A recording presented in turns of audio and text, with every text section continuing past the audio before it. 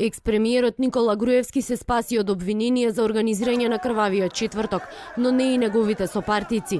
Името на екс-премиерот кој ужива азил во Будимпешта, како и името на поранишниот разузнавач Никола Бошковски, не се најдоа на листата од четворицата обвинети организатори за кои денеска јавното обвинителство поднесе обвинение. Екс-председателот на Собранието Трајко Велјановски, поранишните министри Спиро Ристовски и Милеја Накиевски и поранишниот директор на УБК Владимир Атанасовски се товарат дека сториле кривично дело, терористичко загрозување на уставниот поредок и безбедноста.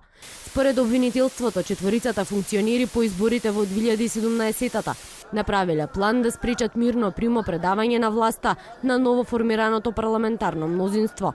Екс-министрите Јанакиевски и Ристовски ангажирале партиски членови и издавале наредби од партиската зграда.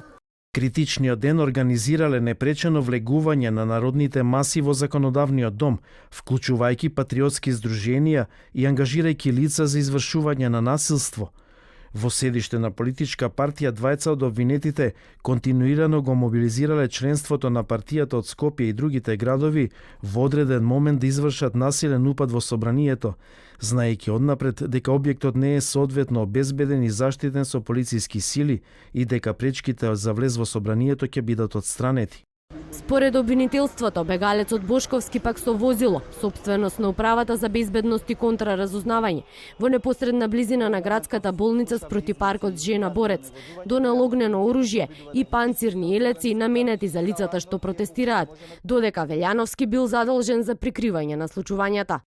Во текот на немирите, еден од обвинетите со цел да се прикријат трагите од извршеното кривично дело и да не се откријат регистрираните действија од насилниот упад и насилството извршено внатре во собранието, дал наредба на две веќе обвинети лица од мониторинг собата во Македонското собрание да ги извадат хард дисковите од собраниските камери.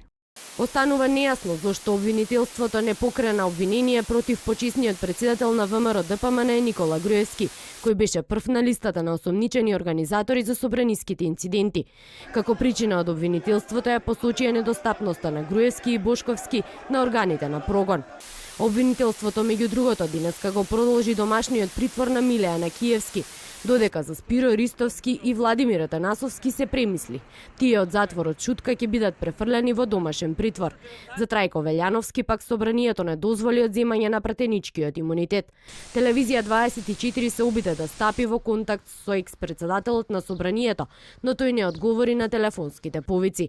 За насилствата во собранието на 15 март годинава на вкупна затворска казна од 211 години беа осудени 16 лица, а 15 беа амнестирани.